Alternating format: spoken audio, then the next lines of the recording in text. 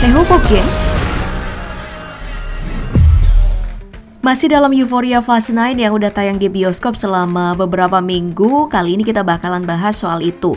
Cuman kalau sebelumnya yang dibahas adalah para pemeran, sekarang kita bakal ngomongin soal panduan nonton Fast Saga dengan baik dan bener.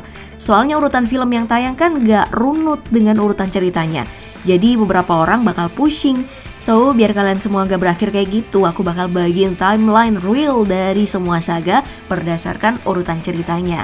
So selamat datang di Timelapse Film Populer.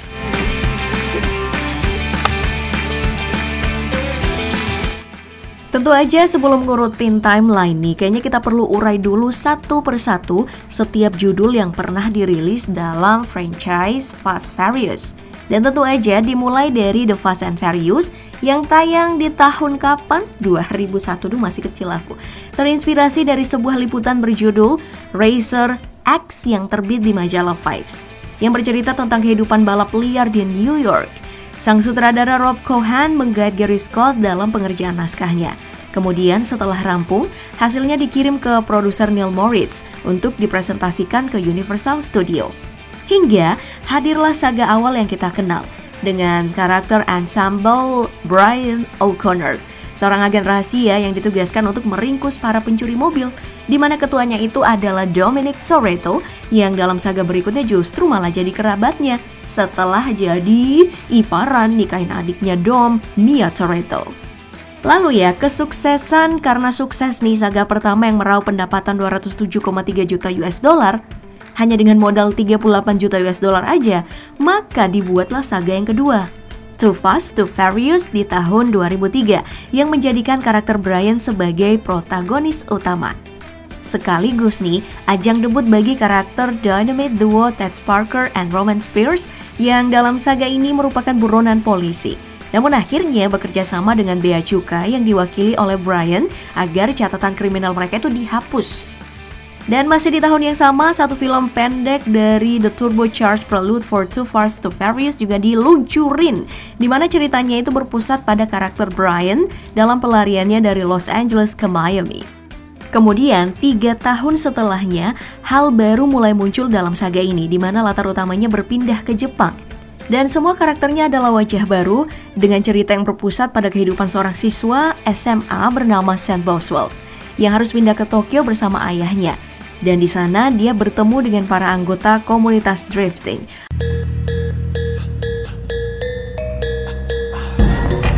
I wanna if you know, pasti terngiang-ngiang kan lagu itu. Dimana salah satu pentolannya adalah karakter ensemble Fast Saga, Hanlu, yang dalam saga ini diceritakan mati dalam sebuah kecelakaan mobil pada akhir film.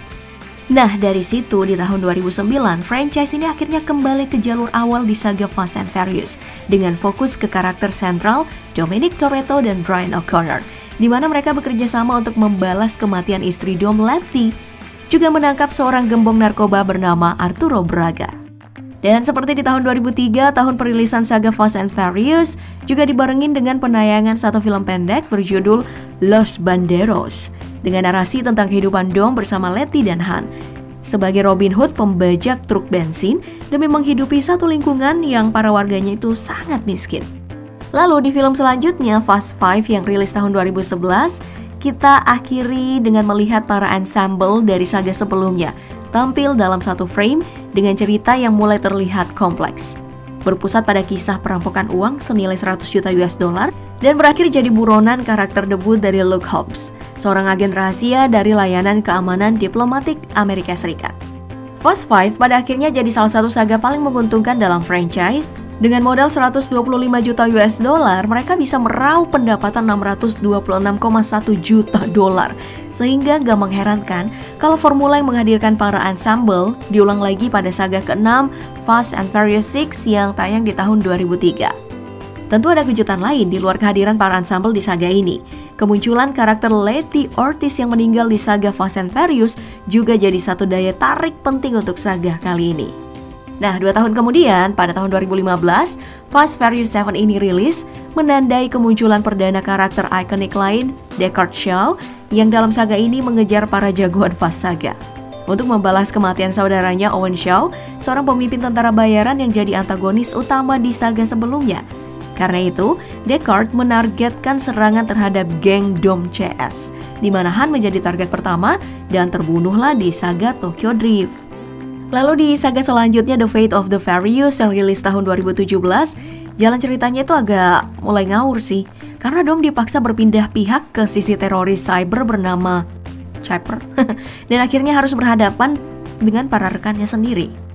Kemudian di tahun 2019, spin-off Hobbs and Shaw dirilis, dan sesuai judul ceritanya berpusat pada kehidupan keluarga Hobbs dan keluarga Shaw yang sejak kemunculannya di Fast Five dan saga berikutnya mendapat peran yang semakin sentral dalam narasi. Sedangkan F9 yang rilis tahun ini, kalian semuanya harusnya udah tahu ya, soalnya lagi rame kan jadi obrolan di berbagai platform, karena saga ini ada karakter baru dari keluarga Toretto yang dimunculin. Dia adalah Jacob, seorang pembunuh bayaran, yang dalam saga ini bekerja sama dengan antagonis utama dari saga The Fate of the Furious. Oke, bahas dikit soal tiap film yang rilis udah kan. Nah sekarang aku bakal ngurutin berdasarkan titi mangsa cerita serta sekuensinya, yang mana jelas gak terikat dengan tahun perilisannya. So, mari kita mulai dari bagian pertama. Di sini saga pilotnya masih sejalan dengan urutan tahun rilis, di mana The Fast and Furious adalah cerita pembuka untuk semua saga ini. Dengan cerita seperti yang aku bilang di awal, karakter Brian ditugasin buat ngelacak Dom yang saat itu jadi buronan pemerintah, karena aktivitas pembajakan mobil yang dia lakuin bareng teman-teman gengnya. Dan kalau kamu udah nonton, harusnya tahu sih kalau film ini hubungan polisi penjahat antara Dom dan Brian. Ujung-ujungnya berubah jadi persahabatan, di mana pada akhir film Brian justru buang kesempatannya buat nangkep Dom. Lalu saga selanjutnya berdasarkan urutan cerita ya, justru adalah film pendek yang rilis bersama film teaser Too Fast and Too Furious, di mana ceritanya berpusat pada kehidupan Brian yang berakhir jadi buron. Gegara di saga sebelumnya ngelepasin Dom. Ini membuat Brian harus kabur ke Miami dan ninggalin Los Angeles. Nah dari situ tuh, kehidupan Brian saat hijrah ke Miami bisa kita ketahui lewat film Too Fast Too Furious, yang mana sama sekali berjalan tanpa karakter Dom dan temen-temen gengnya.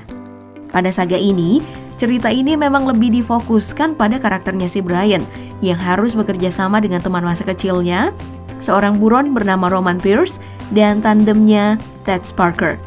Untuk membantu agen Monica Fuentes meringkus gembong narkoba bernama Veron Carter. Lalu, sebagai imbalan untuk kerjasama itu, catatan kriminal Roman dan Ted akan dihapus seluruhnya. Setelah itu, di film pendek Los Bandoleros, barulah alur cerita kembali berpusat ke Dom, yang setelah insiden Los Angeles kabur ke Dominika, di mana hidupnya lebih mirip sama pendeta, karena mendapat penghormatan sangat besar dari warga sekitar. Saga ini juga menceritakan tentang persahabatan Han dan Dom yang praktis latarnya adalah sebelum kematian Han dalam saga Tokyo Drift, meskipun tahun rilisnya jauh setelah Tokyo Drift. Dalam Los Bandoleros, Han dan Dom harus bekerja sama menyelamatkan seorang kawan dari penjara serta menghidupi satu lingkungan suburban yang sangat miskin dengan bantuan seorang politisi korup yang menawari mereka pekerjaan untuk merampok truk pengangkut bahan bakar.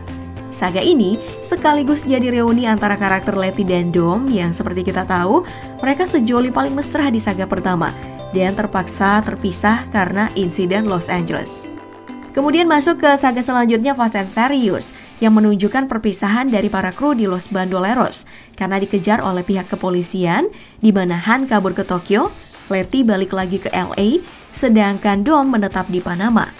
Namun sayangnya di tengah persembunyian mereka, kabar dari sang adik Mia soal Letty yang wafat mengharuskan Dom untuk pulang, dan itu adalah kepulangan yang membawanya ke perburuan Arturo Braga yang juga jadi incaran FBI, di mana agen yang ditugaskan untuk memburunya adalah Brian. Dan tentu aja itu berakhir jadi reuni antara dua pentolan dari saga awal, yaitu Dom dan Brian. Dan kemunculan perdana karakter Giselle yang nantinya jadi kekasihnya Han. Saga ini sekaligus jadi prelude untuk adegan awal di saga selanjutnya, di mana Dom yang telah kabur dari kejaran aparat akhirnya harus berakhir di persidangan pada saga Fast Five setelah berhasil balas dendam atas kematian Letty. Dan tentu seperti kita tahu, itu semua hanyalah kamuflase. Karena saat perjalanan ke penjara, Mia sang adik bersama Brian yang telah mundur dari FBI telah merencanakan pembebasan Dom bersama beberapa rekan mereka yang lain.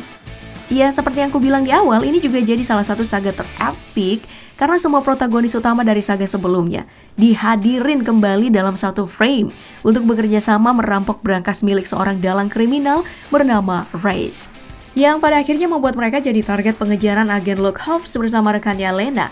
Ya, itu hubungan polisi penjahat yang rada mesra sih. Soalnya di akhir film, para kru ini akhirnya dibiarin kabur sama Hobbs. Mirip sama relasi Dom dan Brian di saga pertama. Terus Elena jadi pasangan Dom kayak Mia and Brian. Dan di saga selanjutnya, Fast and Furious 6 udah bisa ketebak kalau akhirnya Hobbs ini kerjasama dengan Dom, yang mana harus ngumpulin para kru dari saga sebelumnya sekali lagi. Karena imbalan yang dijanjiin Hobbs untuk bekerja sama mereka itu adalah penghapusan catatan kriminal seperti formula cerita di saga kedua. Plus, tujuan lain buat nyelamatin Letty yang disangka udah wafat di saga Fast and Furious. Nah, pada saga ini, target mereka adalah seorang tentara bayaran bernama Owen Shaw yang diduga nyandra Letty. Tapi ternyata justru orang yang dulu nyelamatin Letty dan berakhir jadi partnernya. Nah, di titik ini, romansa franchise dalam Fast saga mulai rumit karena relasi antara karakter yang aut-autan. Dimana Elena kan sayang banget tuh sama Dom, tapi Dom masih sayang sama Letty. Sedangkan Letty yang lagi amnesia ternyata suka sama Owen. Ya, benang kusut romansa itu pada akhirnya terurai juga, terutama sejak ingatan Letty kembali dan Owen gugur dalam pertarungan, yang mana bikin Dom dan Letty balikan lagi.